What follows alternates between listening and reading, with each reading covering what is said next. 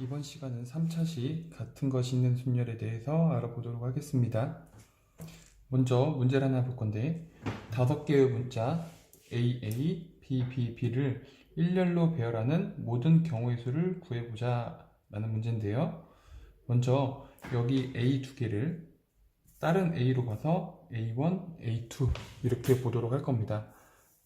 그리고 B는 다른 것으로 봐서 A1, B1, B2, B3 이렇게 해서 구별지어서 본다면 원래대로 한다면 다 구분 지었을 때 A1, A2, B1, B2, B3 이렇게 해서 총 12가지의 경우가 나오는데 여기에서는 이 12가지가 전부 다 A1, A2는 전부 다 A로 B1, B2, B3는 원래는 B로 똑같은 것으로 보기 때문에 다 같은 경우로 볼 수 있습니다. 그렇다면 이 경우의 수는 어떻게 구하면 되냐면 원래의 가지수는 5개를 일렬로 나열하니까 5팩이지만 여기에서 중복되는 만큼을 나눠주면 되는데 여기서 중복되는 만큼이 뭐냐면 A만 봤을 때 이 2가지를 일렬로 나열하는 2팩, B만 봤을 때 이 3가지를 일렬로 나열하는 3팩을 계산하면 이게 바로 중복된 수만큼 나눈 값이 됩니다. 따라서 이를 계산하면 10가지가 나옵니다.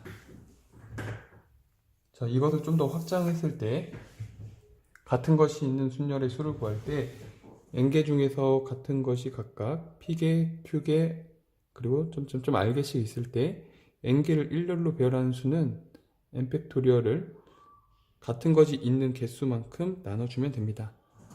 그 말은 뭔 말이냐면 위에 문제에서 봤을 때 5팩을 했고 A가 2개 있으니까 2팩, B가 3개 있으니까 3팩으로 나눠준 겁니다. 그렇다면 예제를 통해서 문제를 한번 알아보도록 하겠습니다.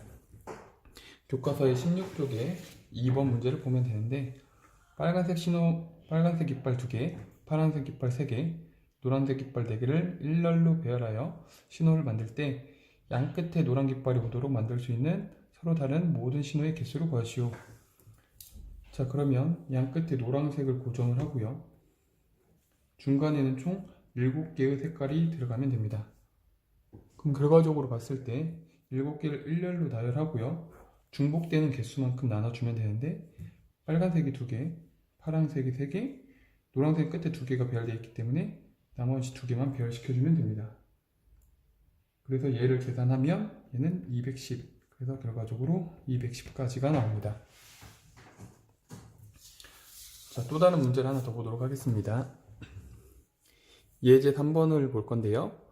오른쪽 그림과 같이 도로망이 있는데 P에서부터 Q까지 가는 최단 경로의 수를 구하시오 라는 건데 자, 이런 문제는 어떤 식으로 구하면 되냐면 자, 가로의 한 칸을 A라고 둘 거예요.